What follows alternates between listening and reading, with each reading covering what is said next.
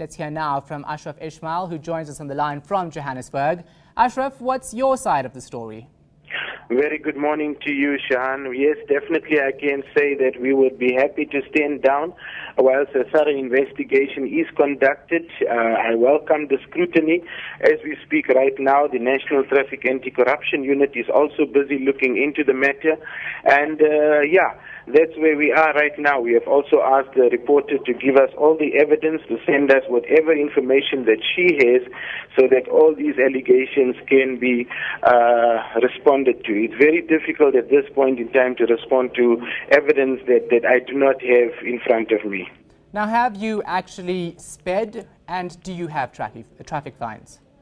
Well, I own a number of vehicles. 5 of them are what I call old vintage vehicles.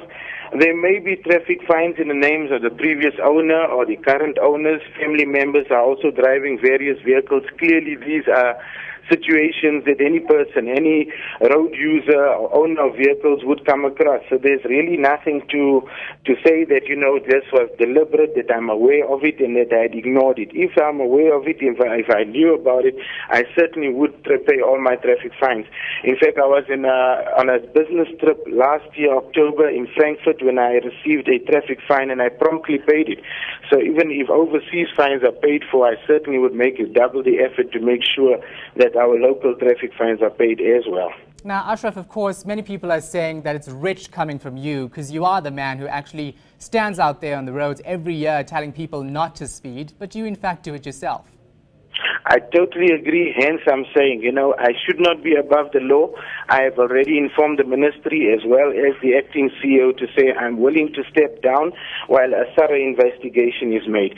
I would totally and absolutely cooperate with any investigation, and whatever the outcome may be, I would abide by it.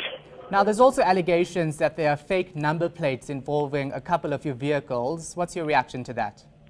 Now, there is talking about one vehicle, and that we've checked with eNCA. That vehicle was purchased in February.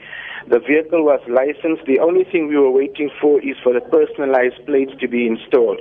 And while that was happening, the vehicle was parked off here in the basement. I'm also a freelance motoring journalist, which means I receive a number of test cars regularly. So I'm never, ever short of vehicles.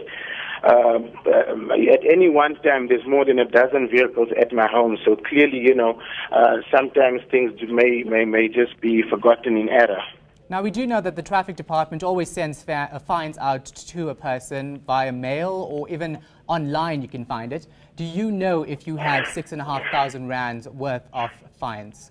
No, I don't. I certainly don't. Had I known, I would have certainly settled them. And that's how it is with all my vehicles. I would want to, hence I'm saying I've even asked my family members to go into it. We've got family members who are driving some of the vehicles. Maybe some of the traffic fines have been racked up by them as well. So I want to get into it. We're doing a multi-level investigation from home here at the office as well as the various stations that the vehicles may have attracted traffic fines from. Okay, just lastly, you just admitted that you do speed sometimes. How do you think people are going to react to you later on this year, if you are still in this job, when you tell them not to speed? Well, I've got to tell you, I am extra careful, and I must be very honest with you that even with my family members, I've often told them, I have a young son, that if he's ever caught, he loves talking about speeding and excessive speeding. I told him he must not expect any treatment differently. Fact of the matter is, we are all human. If there's an error that has been made, we must face the consequences. If I have to be the fall guy, so be it. But the fact is, bring us the proof. Let's make absolutely certain that if I have to fall, I must know what I'm falling for. At this point in time, I'm not convinced.